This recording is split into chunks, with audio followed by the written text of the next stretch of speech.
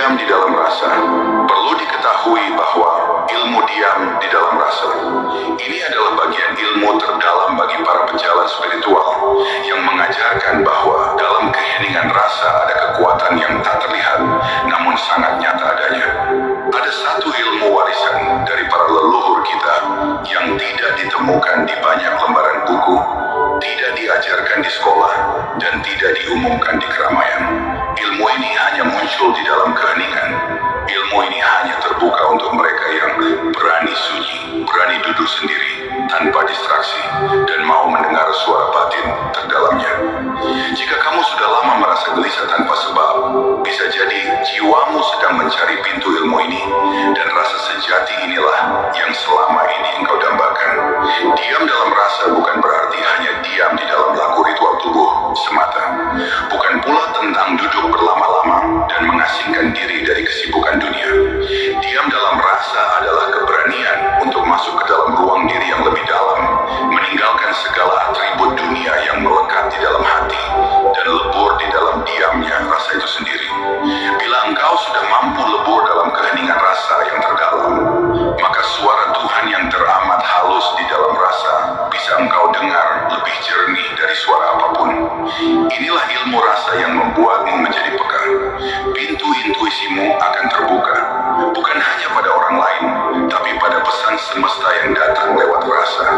Orang yang memiliki ilmu rasa tidak banyak bicara, tapi getarannya terasa kuat dimanapun ia berada.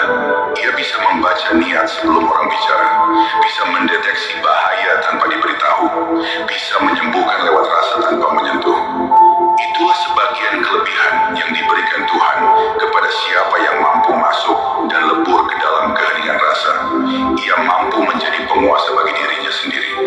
Karena saat kamu menyatu lebur di dalam rasa, berarti kamu telah bersanding dan menyatu dengan sang sumber energi alam semesta. Dan itulah awal dari kelahiran kekuatan spiritual sejati.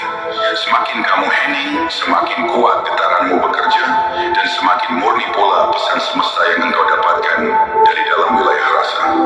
Orang yang sudah menyatu dengan rasa tidak perlu menguasai mantra, tidak perlu menguasai bacaan tertentu.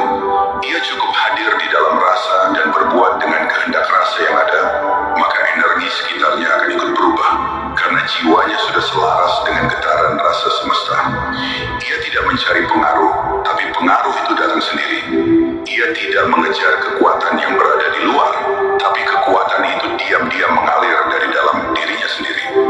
Ilmu rasa tidak bisa didapat hanya sekedar memahami apa yang telah diajarkan oleh guru secara lisan.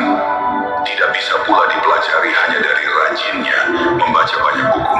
Semua teori yang ada hanyalah sebagai pengantar dari proses laku diri bagi siapa yang hendak berjalan untuk memasukinya. Syaratnya cuma satu, berani diam dan masuk ke wilayah rasa yang paling dalam, rasa yang paling sunyi, rasa yang membuat egomu hancur dan tulus pada dirimu sendiri. Saat kamu bisa duduk diam tanpa perlu validasi, tanpa ingin dilihat, tanpa pamrih, maka gerbang rasa akan terbuka perlahan.